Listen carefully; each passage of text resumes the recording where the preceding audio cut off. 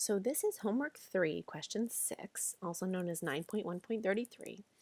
And here we're looking to calculate a sample size that's needed. So it says a researcher wishes to estimate the proportion of adults who have high-speed internet access. What sample size should be obtained if she wishes to estimate the estimate, to be within 0.04 with 90% confidence if, and we have two different scenarios here. She has a previous estimate of 0.36, that's 36% of adults. And she does not have any prior estimates. Now, if you were to look at the question help here and give you an example, you have this super crazy formula going on here. And it can be, confusing. I totally get it. So there is a super easy way to do this in StatCrunch. So first we're going to open StatCrunch.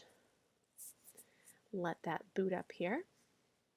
And again, we're doing this for a proportion. So we're going to go to Stat, go to Proportion Stats. We're working with one sample, and we want, you're going to go to Power Sample Size. Now here you have two different options. You have hypothesis test power and confidence interval width. And that's what we have. We want a confidence interval when we know the certain width that we would like. So we're going to choose confidence interval width. Now the percent confidence that we wanted in this problem is 90% confidence. So we're going to come over here and we're going to fill in our confidence level as 90%. Now yours may be different, so you're going to use the numbers that you're given in your problem. Now your width, which is over here, it says enter one of those, right? The width is here, she wants the estimate to be within 0.04. So remember that if she's saying it's within 0.04, that's 0.04 to the right and then 0.04 to the left. So we're going to go ahead and double this value. So within 0.04 really means a width of 0.08. So again, double that value. So I'm going to put 0.08 here.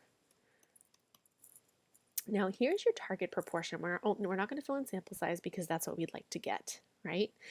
Our target proportion is if we know a previous sample or if we don't. So like for example here, we first are going to use a previous estimate of 0.36. We're going to fill that in here, okay? The part where in part B where I don't have any prior estimates, that's where we're going to leave this as 0.5. So whenever you don't have a prior estimate, you use 0.5. So again here, the first one, I'm going to use this 0.36 as my value. So entering 0.36, press enter. I'm getting a sample size of 390. Now notice it changed this a little bit because it's rounding it so that the sample size is an even number. So kind of doing it for you. If you see here, it says round up to the nearest integer. Sample size has to be a whole number and we always round up. So the number I'm going to enter here is 390. That's the minimum sample size needed to get that particular confidence interval.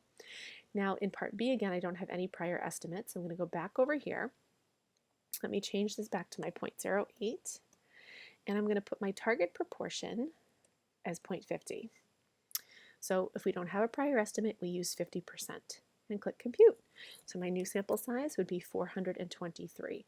So you can see that not knowing what that previous estimate was makes it so that I need a larger sample to achieve the same width.